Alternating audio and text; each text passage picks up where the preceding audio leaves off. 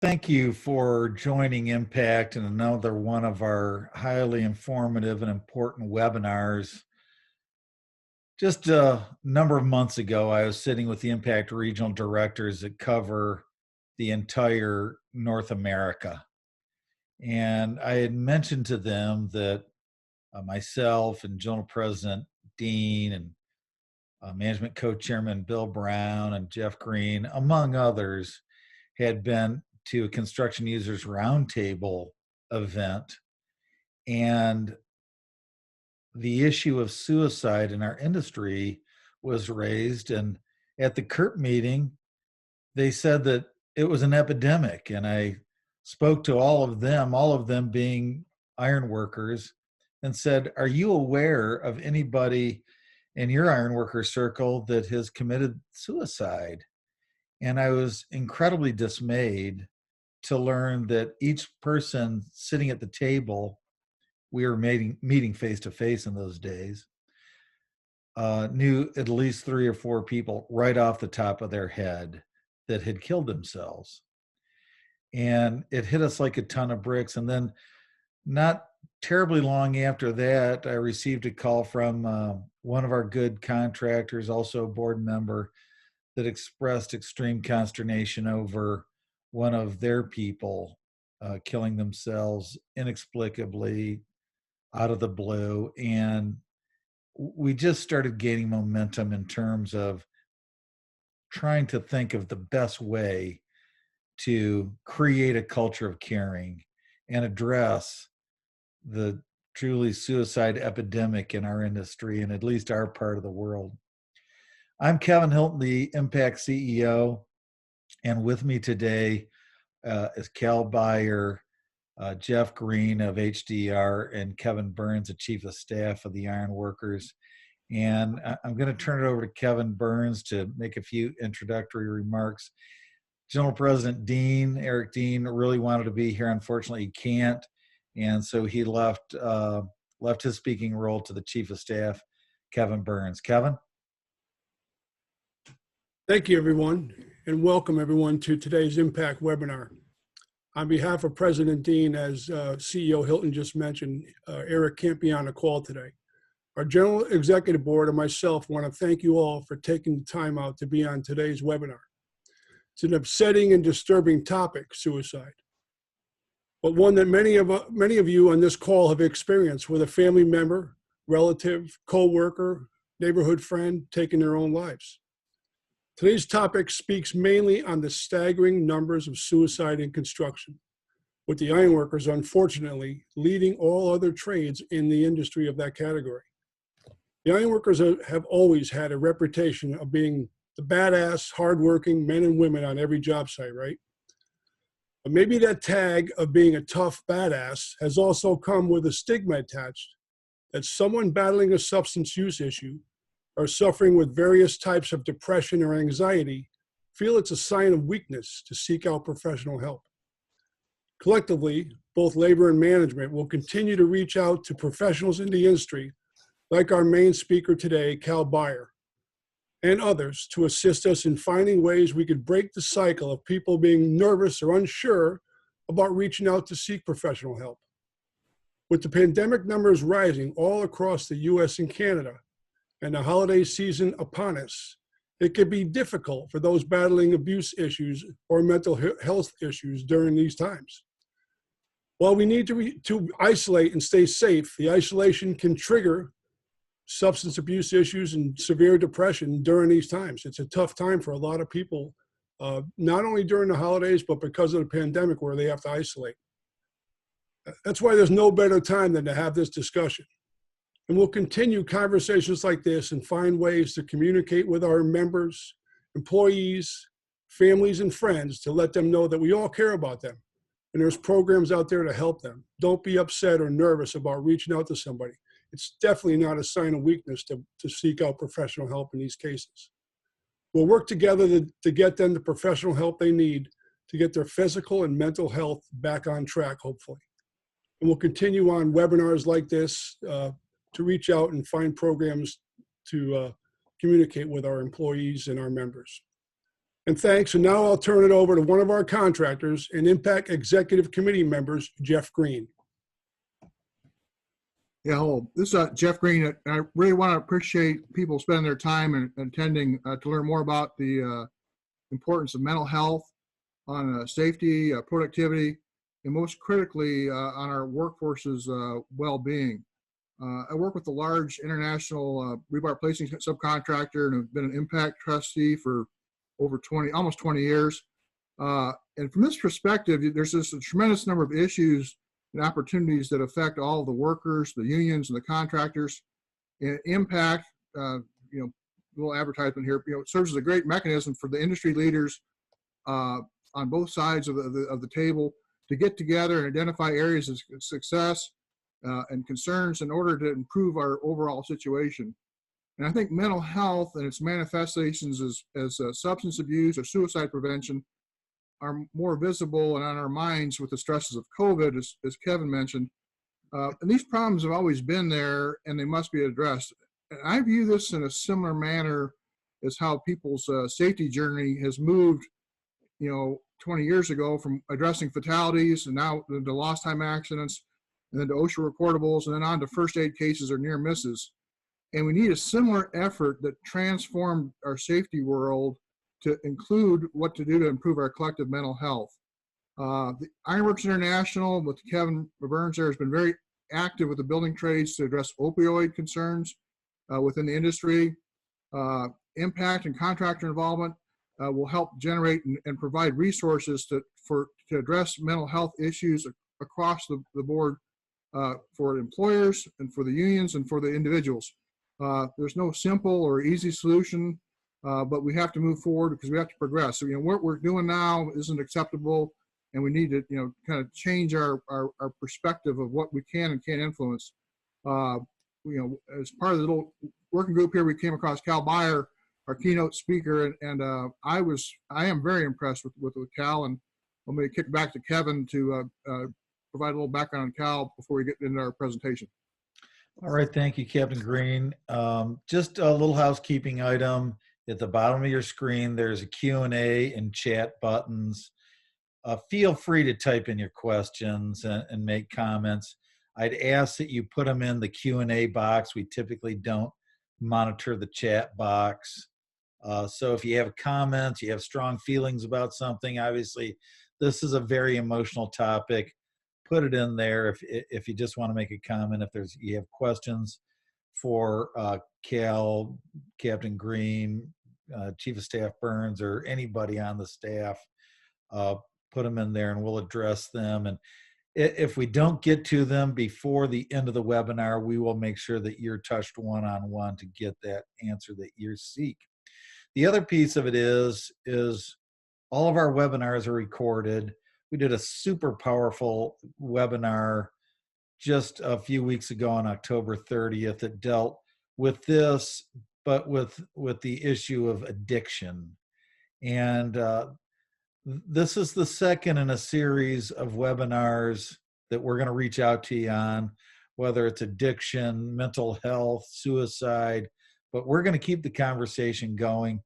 I mentioned on the last webinar, General President Dean had issued a statement that wherever there's ironworkers meeting in a substantial forum, there's going to be a discussion on this, just like we do with safety.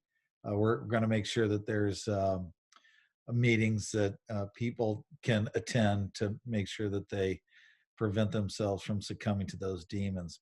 With that, we have a subject matter expert in Cal Beyer. He's going to carry the ball the rest of the way. We're going to leave about 10 minutes for Q&A at the end, or comments or discussion. And again, this is going to be recorded and placed on the Impact website by tomorrow, and you can watch it again. I hope it's shared internally with your contractor and local union organizations, training centers. There's no reason for any of us to take a permanent answer to a temporary problem. And with that, I turn it over to the foremost expert we could find right now, Cal Beyer. Tons of experience in this area. And Cal, thank you so much for graciously agreeing to join Impact on this very, very important topic today.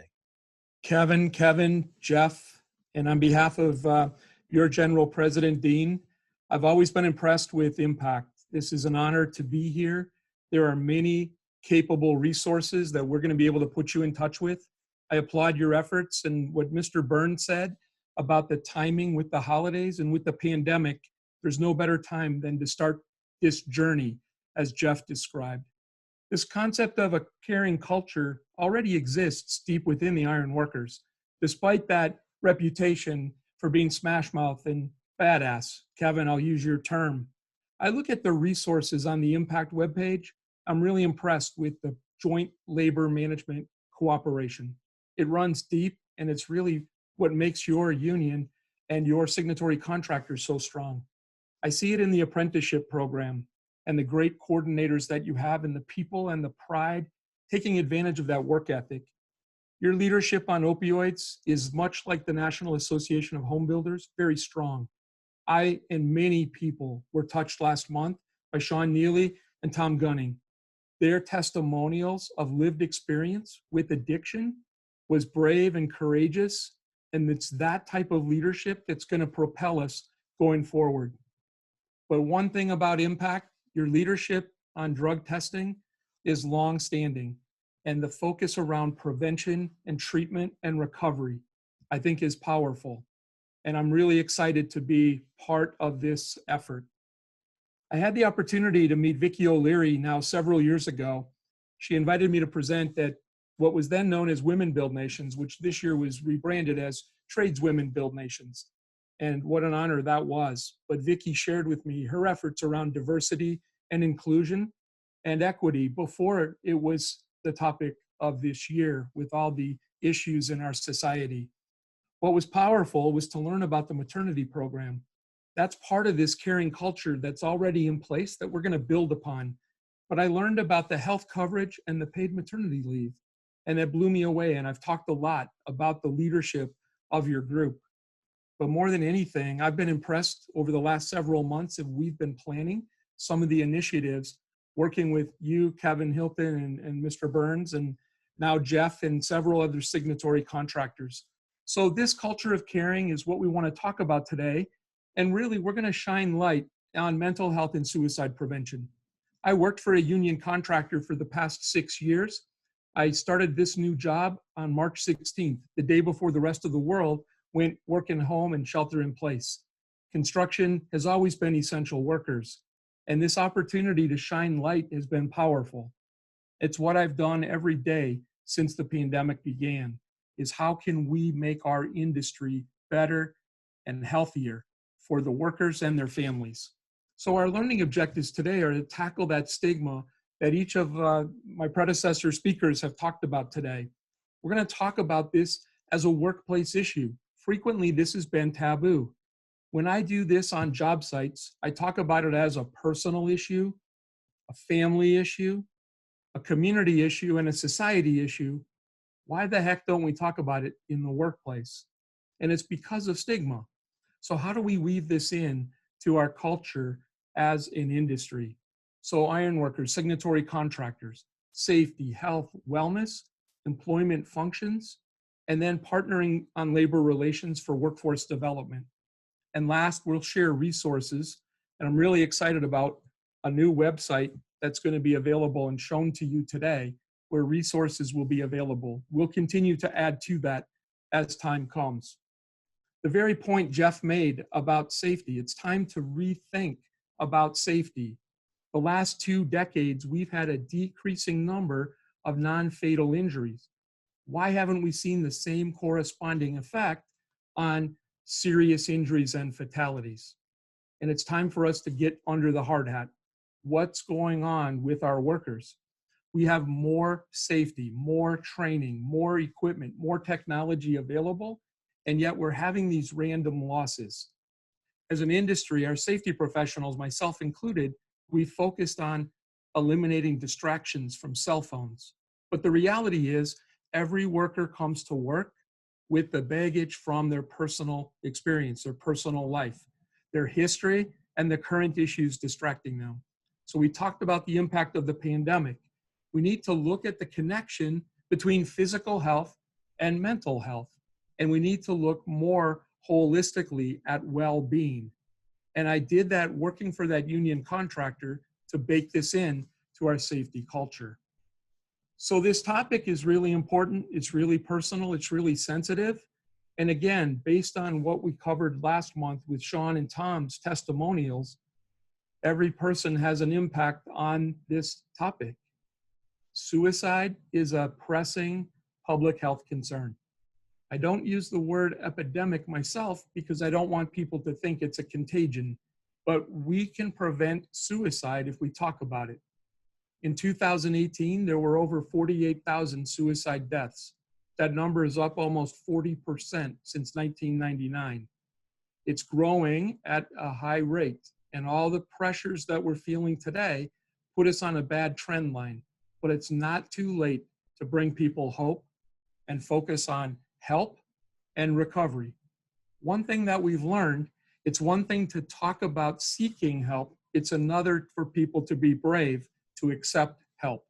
Our focus has to be on making people feel like they are supported. So on this topic, it's one I've been involved with for a long time. My first experience with suicide came as a teenager. My mother handled a cousin's suicide death of a son. And I saw how my mom used her gift of compassion to bring our family together, take away the blame, focus on the healing. 6 months later, she did the same thing in our neighborhood. There was a suicide in a family. An oldest son died by suicide. And my mom organized the neighbors to support this family. We learned never judge and always be support. And my mom's famous line was, every mother deserves to grieve.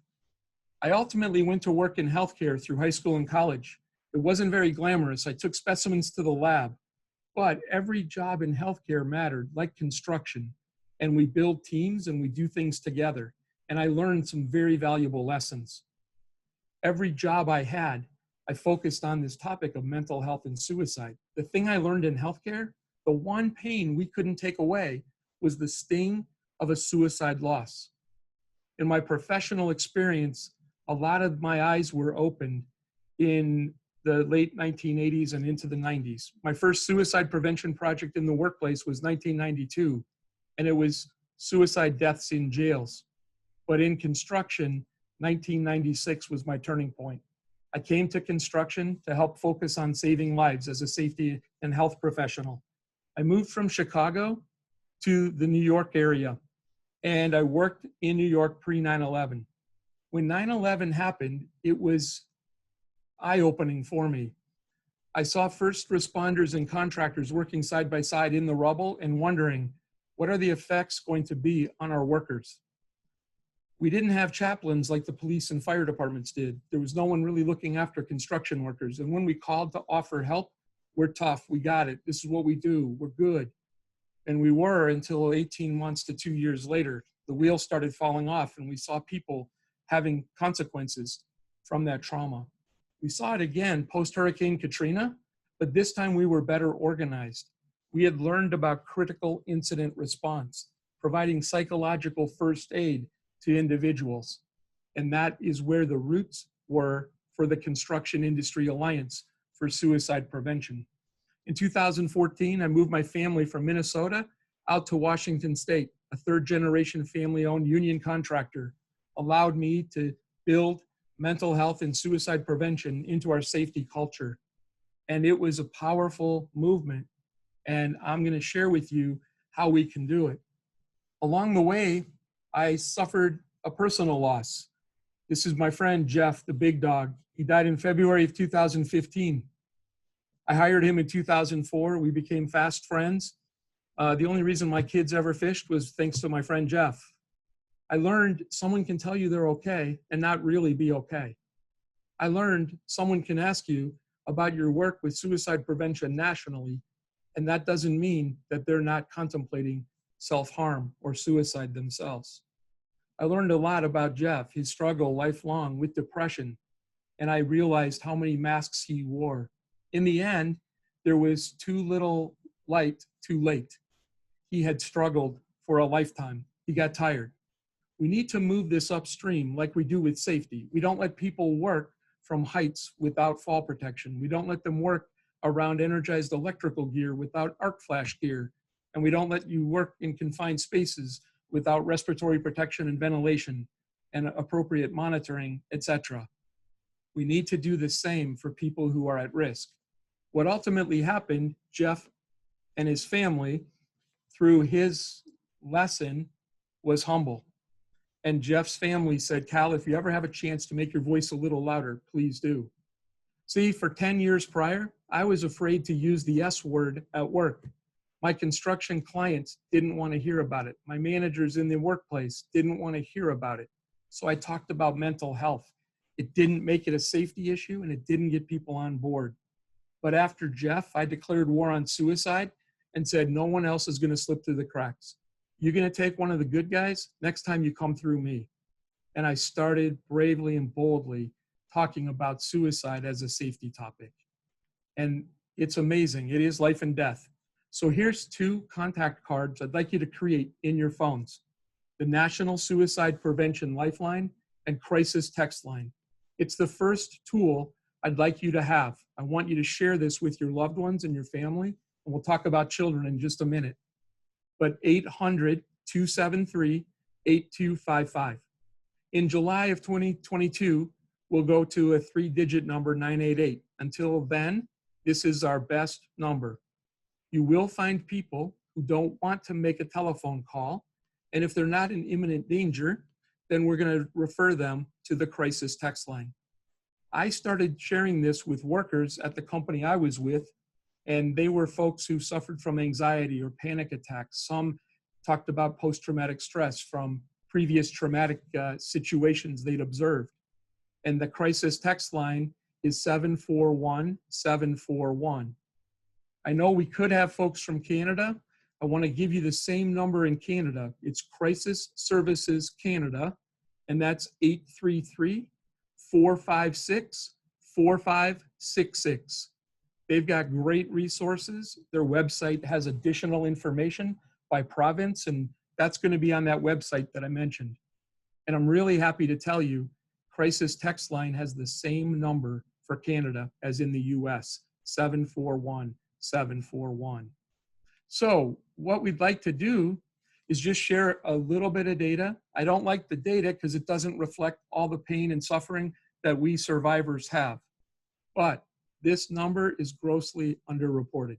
And we know that from several various sources.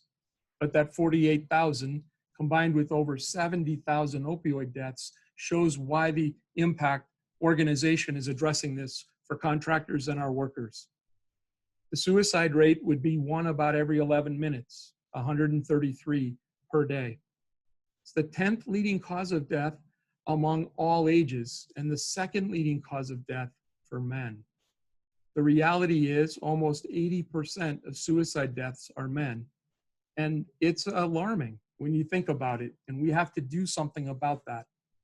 Where I'd like to focus is it's the 2nd leading cause of death for children and young adults, ages 10 to 24. During the pandemic, 1 in 4 youth between 16 and 24 has contemplated suicide, compared to 1 in 11 adults. Please share those contact cards with those children, regardless of your role or relationship with them. Now, I also need to mention lethal means. Women do attempt more suicides. Males are more successful at it. And the difference is the means that are chosen. Among all suicides, about 51% nationally are with firearms. There are big regional differences. I live in Washington State still, and that number is closer to 78% in our state. This isn't about gun control, it is about gun safety. And we'll need to consider that if we're going to be really effective at addressing this topic as an organization. This is the reality that Kevin Hilton said. Our industry has the highest rate. We didn't have data until July of 2016. The data was restated in 2018, and 45.3 per 100,000 workers in construction die by suicide. The reality is more workers die by suicide in construction than all occupational injuries. We know about 1,000 workers in the construction industry died last year from occupational injuries. And again, that number from Bureau of Labor Statistics is calculated on an annual basis. It's always in arrears, like most public health data. But more workers, estimated about 5,250, will die from suicide. We don't hear about those, but that comes out to about 15 per day. That's about 3.5 times higher than the national average. The national average is 14.2 per 100,000 in the general population. So very, very alarming. In January of 2020, before the onset of the pandemic, the Center for Disease Control, CDC, released the latest data, and it was for occupation, which we call trade in construction. It was the #1 question people were asking. Cal, do you have that information by trade? It didn't exist. So we wondered, what trades would have the highest suicide risk? Many of the trades that I'm about to show you share some common factors. Heavy material handling, that tough, stoic culture where we don't talk about our feelings. And I'm not surprised that there were 9 trades at or above that 45.3. Iron workers were the highest, followed by millwrights and brick and block masons. Roofers and laborers were also above 60%. Our focus today is predominantly on us as iron workers, so I want to focus there. I'd like to ask a poll, and I'd like to see what people think about these responses. So if the first poll could be pushed out, this will be before today. Were you aware of these statistics? We're going to give you about a minute to respond. You'll see that there are 4 responses. Not aware of the statistics and shocked. Not aware of the statistics, but not surprised. Aware of the construction industry statistics, but not the trade data. Or aware of both construction and trade data. Because of the pandemic, we didn't get a lot of opportunity to share information about the trade data. We were all focused on learning new protocols and addressing the various mental health and well-being topics that COVID demanded. But this has been really insightful to learn what people know and have not heard previously. Since 2015, we've been writing articles, a series of people who are new authors for various construction publications. There have now been over 220 different articles since November 1st of 2015, so in 5 years, and we still find people who are just learning about this safety and public health concern. So it looks like we're ready to get the data, and the data is pretty interesting. Initially, 39% are saying not aware and shocked. 24% not aware of the statistics, but not surprised. So 63% would say they were not aware of the data. And then 32% said they were aware of the construction data, but not the trade data. And then 6% knew about both data points. So this is an opportunity that shows we have to continue to share knowledge and share tools and resources. So thank you very much for your participation in that first poll. When I do training programs, we can spend an hour just on this table to talk about the various risk factors. I usually boil them down into 4 categories, but I show it as 3 on this slide. So there are industry culture, unique to construction, unique to ironworking, that we need to evaluate. There's company factors, the nature of the work, the scope of the work, the sequence, the location. Are our workers traveling? Are they staying local? Then there are job, task, and environmental factors. That's the 3rd category. The fourth category is worker lifestyle and worker choices. So for today, I just want to highlight a few of those. That old school tough guy, tough gal culture is frequently the one that gets focused on the most. We don't talk about our feelings. That's helped us survive generations of ironwork and construction, tough, demanding conditions, working at high elevations with a risk of physical safety around you. Despite our efforts with safety, it's hard and hazardous work. It has that seasonality when construction down cycles, or when it has cyclicality when the whole industry cycles down. Financial pressures, especially new apprentices, if they haven't been taught to squirrel away money, that first winter can be really tough for a lot of tradespersons. Couple others I think that are really tough: the separation from our family. We miss a lot of our family activities.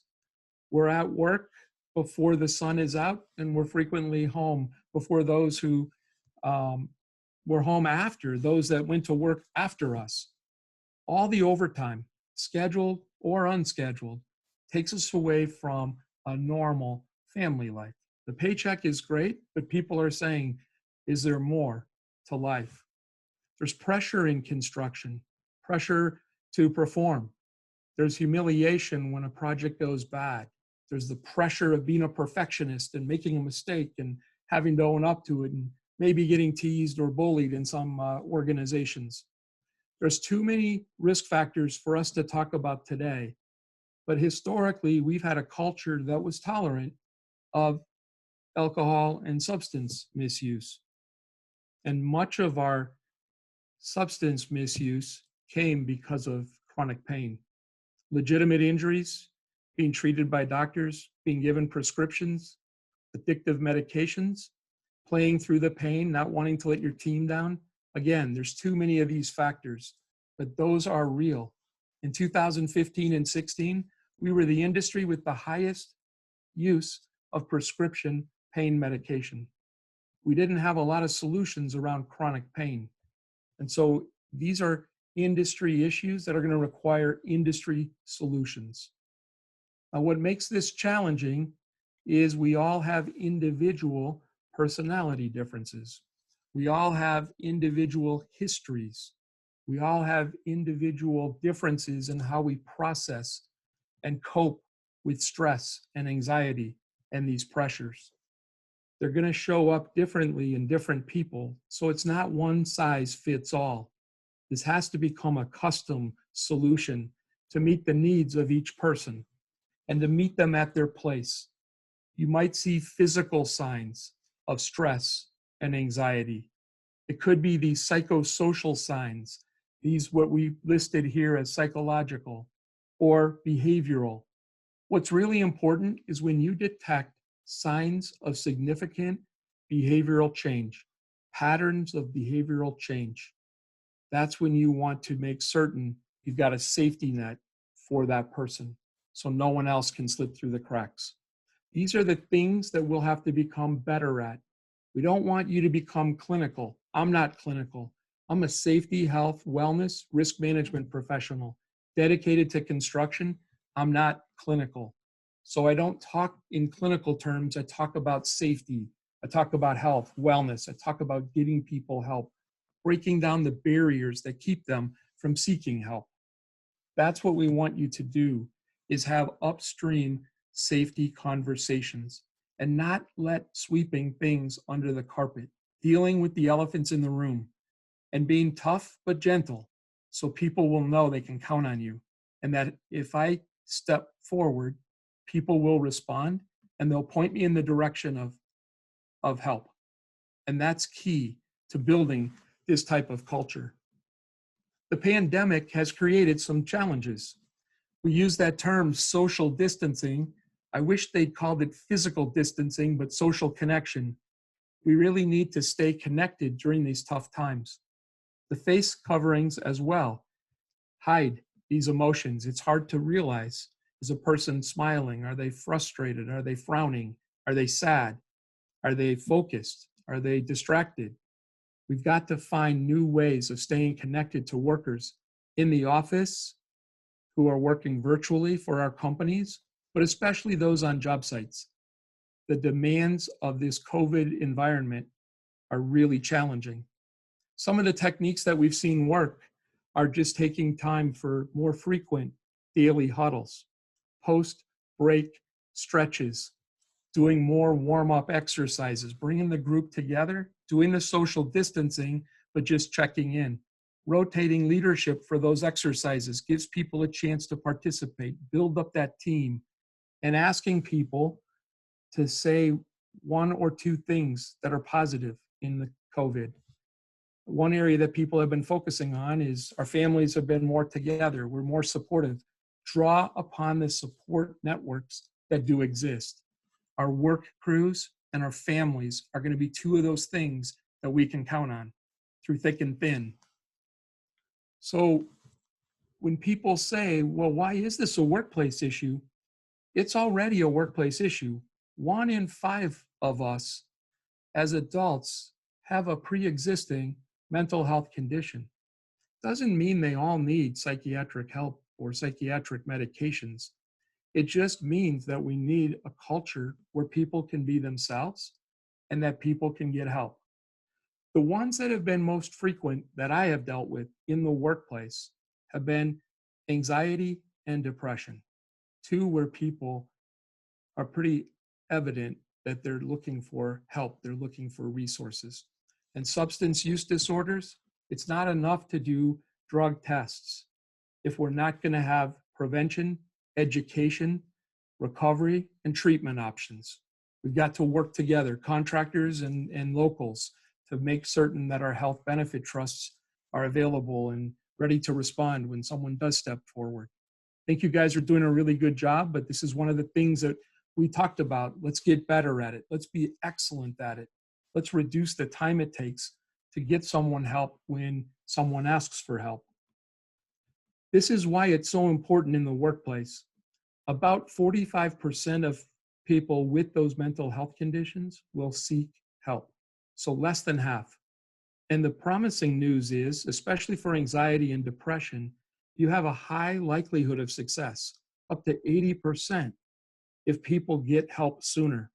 The traditional model of people have to hit bottom before they're going to get better doesn't have to be the case. We can break that model and we can move this upstream like we did with safety. So Jeff Green's comments about our safety journey, we need the same here with mental health transitioning to well-being. So I'm really excited about what I'm hearing. The other reasons this needs to be a workplace issue, traditional methods of suicide prevention haven't worked. 75% of suicides are occurring among working-aged adults. 38,000 of those 48,000 were working-aged. And we need to do this in the workplace because that's our opportunity to reach people who would otherwise slip through the cracks. And sadly, 84% of folks who've died by suicide had seen a healthcare provider in the year prior to their death. It shows you that traditional methods don't work. Imagine if all 4,000 signatory contractors in every local made this a focal point to talk about mental health and suicide prevention, and to have the same courage as we did with the opioids. Think of the people who could get help. So before we can do that, we're going to ask this poll. What are the biggest barriers in your organization to tackling mental health and behavioral health? When we talk about behavioral health, it's an existing mental health condition combined with a substance use disorder. So there's 5 choices here, and I don't want to interrupt you from reading, but one is, until today, we did not consider this a workplace issue. The second one, unsure how employees will receive this message. 3, we're lacking a unified leadership support to tackle this issue. 4, we didn't know where to start. And 5, didn't know how real this risk is. This has been interesting through the pandemic. I've been doing webinars for our industry, and I've asked this question probably now 70 different times. And it's been interesting to see some of the patterns of responses change. So I'll be interested to see your votes. Thank you again for participating. And when those results are ready, please go ahead and pass those on. Thank you for the great support. So the number one answer, didn't know where to start. The resources that we're going to share with you are going to help you find a place to start. We're going to talk about the Construction Industry Alliance for Suicide Prevention. It will be a great place to start. The number two answer, lacking unified leadership support. Just like safety, we have to have top-down support before we're going to get ground-up support. So what's powerful here, those are two common answers. The third answer, unsure how employees will receive it. And I want you to know your employees are expecting it. The two younger generations are looking for companies who are going to be open. The boomers like me are the ones that didn't grow up with this as a workplace topic. So I want you to know your employees will respond. If we're bold and brave and we share in a safe and appropriate way, and we genuinely take an interest in their well-being and their families, people will respond very well. And the last answer, not knowing about how real the risk was, or until today we did not consider it a workplace issue, I'm glad that we were able to provide some awareness. So what I want to share was a quick turning point. I used this book when I showed up at my former employer.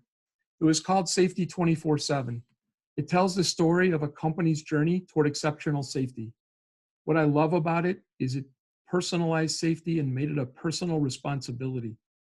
But it also built in that crew accountability. Be your brother and sister's keeper.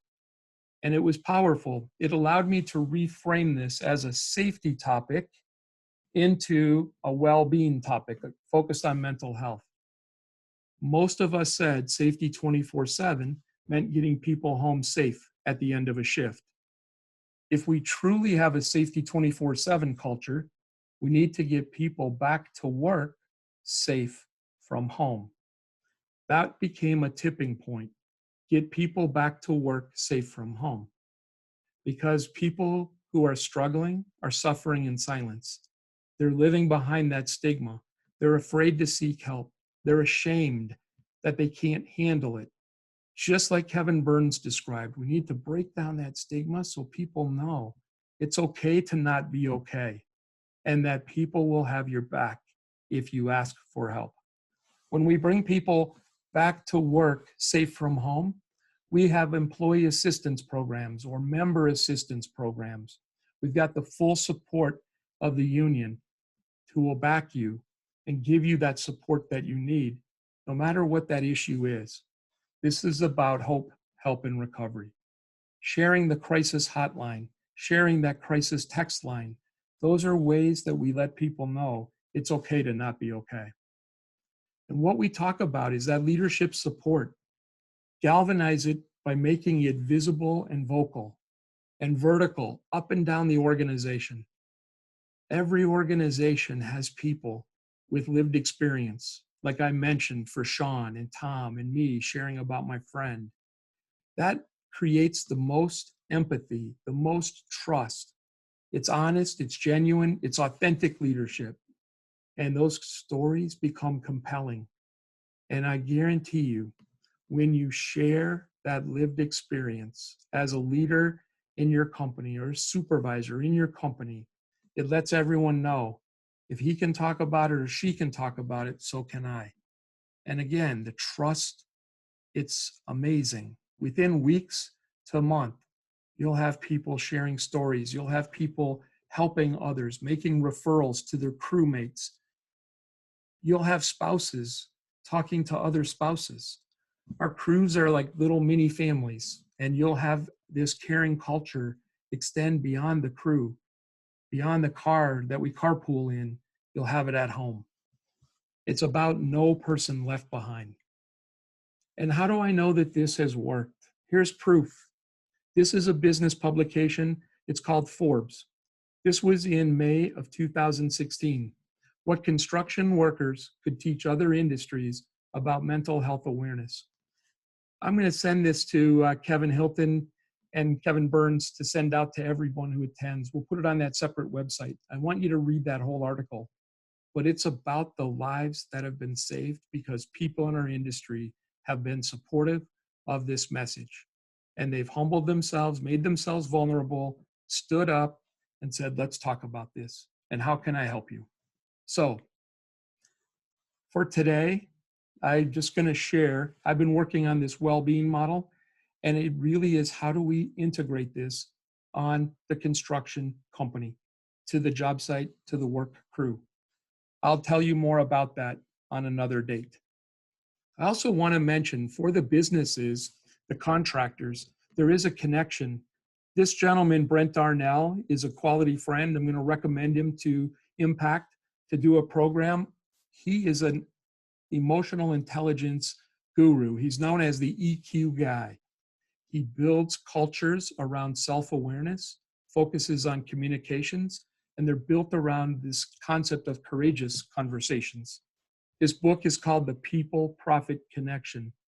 Look at that subtitle, How to Transform the Future of Construction by Focusing on People. That first issue of that book was in about 2000. Brent's been doing this for 20 years. I've been doing it for about the last 12 to 15 years. Brent is someone that I lean on, and I love the partnership. There is a business method to this model. You can do well by doing good. And contractors, this comes down to workers' compensation. And for the health trusts, this comes down to your benefits. We'll talk more about that. So where to start? Sometimes people need to know what job function has the primary responsibility for addressing these topics. Is it human resources? Is it on that employee benefit side? So the CFO and HR? Is it your risk manager or safety department? Or is it human resources and safety? For the last 6 years, too many people have been fighting about this isn't my job. The reality is it's everyone's job. And what we need to do is focus on sharing between our silos so no one slips through those cracks. So I'll be really interested to see what these responses are. Not every company is going to have a risk manager. In many cases, that is, again, the CFO. But for many companies, this used to be an either or. It was either HR or it was safety. And what happened then is we had incomplete solutions. One thing I'll say is many safety professionals have not been trained by HR professionals about employee assistance programs. It's not been uncommon to see 40% of safety professionals to not know who's eligible for the EAP. So I'm ready for those results when you are. And so I'm really happy to see human resources and safety. Since the pandemic began, this has changed.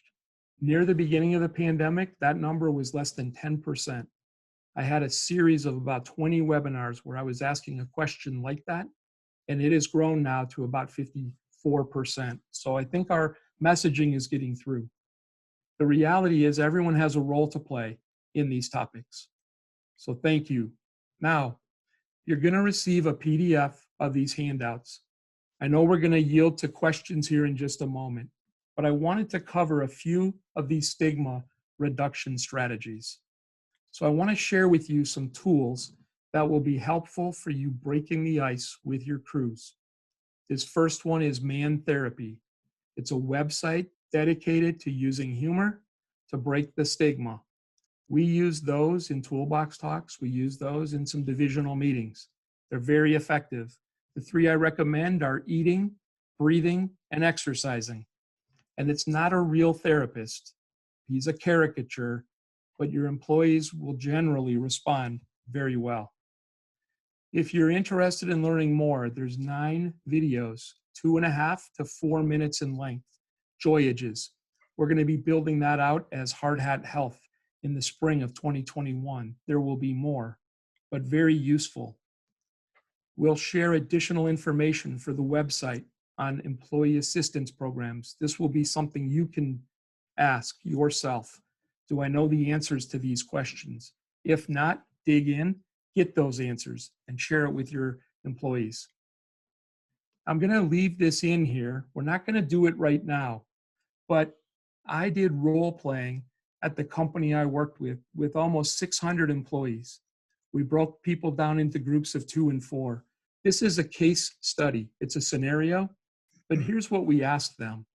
Practice asking if your crewmate is okay. Let them know you're concerned and ask if they're safe to work today. And then we challenge them. What will you do if they say no? What if they say it's a family-related problem? What if it was an alcohol-related problem? Who are you going to refer them to? Again, it was teaching people how to use the information we were providing. And it became powerful. Within weeks, we saw an increase in people reaching out, talking to us, getting help, and referring other people. And a couple others.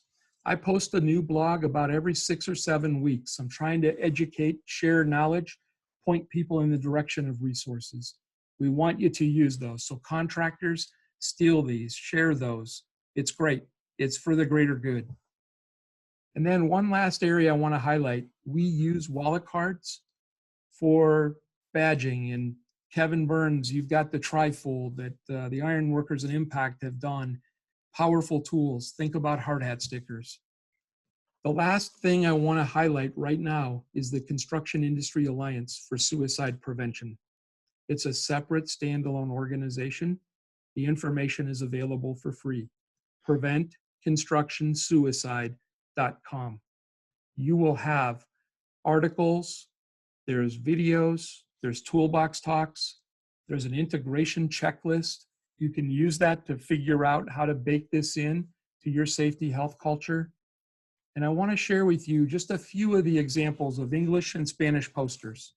But this has been a powerful resource for our industry. I'm going to end with this note. Ask anyone that cares about someone to share this video link, 5-minute story in his own words. Kevin Hines. He survived a jump 20 years ago from the Golden Gate Bridge.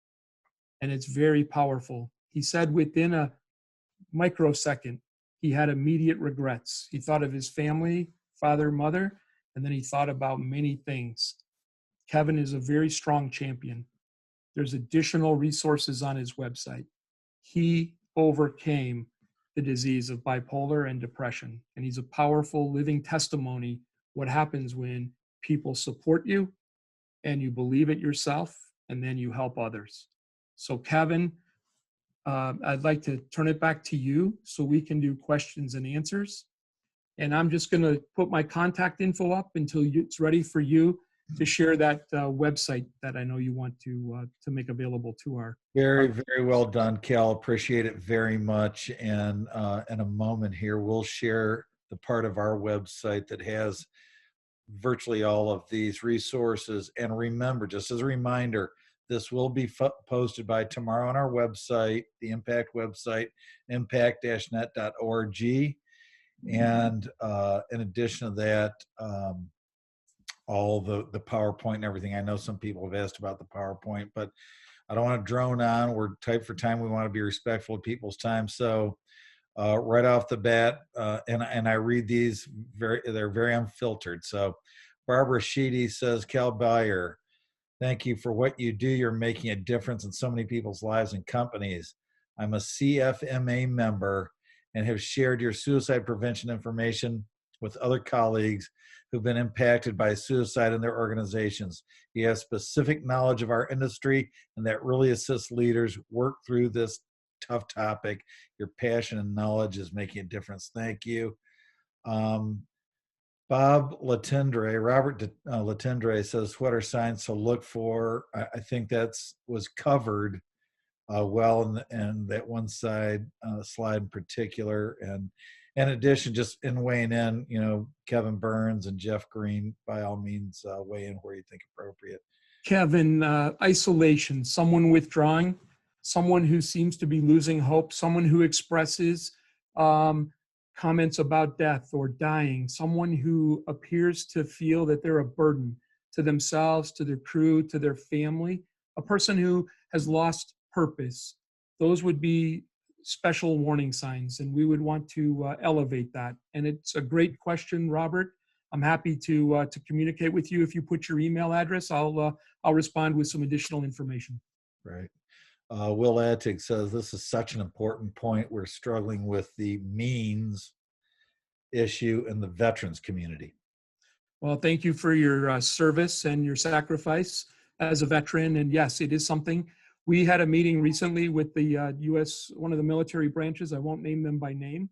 Where there's other work being done with many of the state Veterans Affairs organizations. They're great people. They get maligned too often.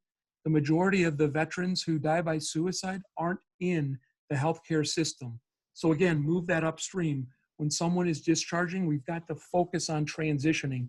Kevin Burns reminded me of the great relationship that Impact and the Ironworkers has with helmets to hard hats. So Will, this is a topic that's near and dear to Impact, and we'll continue to share resources with you. Just to add to Cal's comments there, you know, a lot of our apprentice programs, as Cal and we all know, have a large percentage of people that have been discharged from the military. So, you know, just give them a little special attention. Give them a little, you know, are you all right? Thank you for what you went through. No one has any idea of what it's like to go through combat and then come back out, you know, unless you've done it yourself, to come back out into the real world and then, you know, be on a construction site. So, just be aware of that. When we get a lot of great men and women from helmets to hard hats that served served our country, just be aware of that too when you bring them in the programs. To excellent point. And as promised, here is the page. If you go to the Impact website, hover over safety, go to suicide prevention. All of this stuff is here, and then on the front page tomorrow, this webinar will be here. Back to the Q&A, if I can navigate my way back there. Bear with me here. There's a question on the different age cohorts. You talked about the earlier age cohorts there. Yes. Cal. Is there a way to look at the older people, so to speak? And, you know, I'm in my 50s, but you know, the other aspects thereof. Yeah, you'll see data that points to what's called the men in the middle, age 45 to 54. Similar in Canada, the demographic just stretches a little bit more, one of the highest risk groups. The other reality is it's increasing in every demographic. And so we don't want to be fooled thinking people might not be at risk. It would be, again, the behaviors, and it would be the signs that they're showing.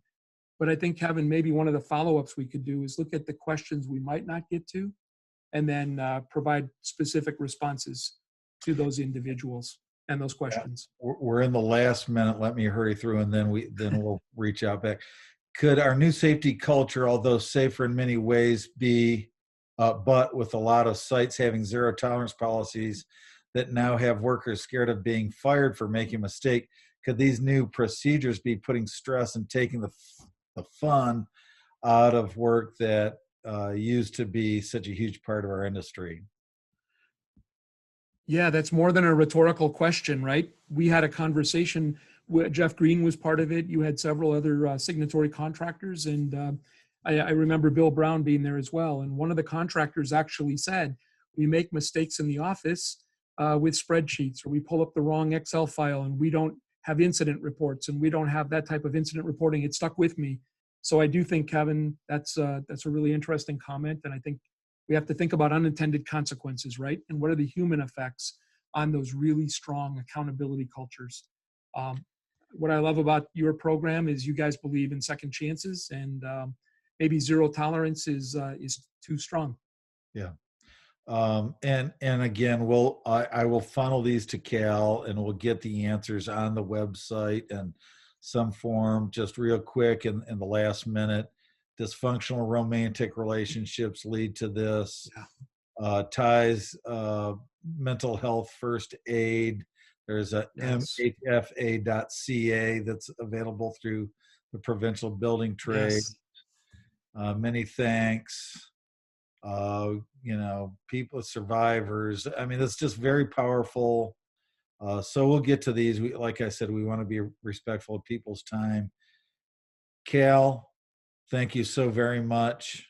Cal's a product of many meetings on our behalf, and we're very happy to have you. Kevin Burns, Captain Green, thank you, and Susan Avery behind the scenes, and the entire Impact team putting this together. We're really blessed to have some outstanding people on our staff. So thank you. This, again, won't be the last time.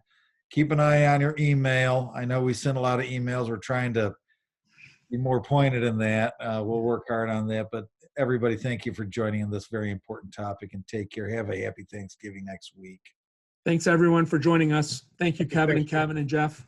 So Thank you, long. Ken. All right.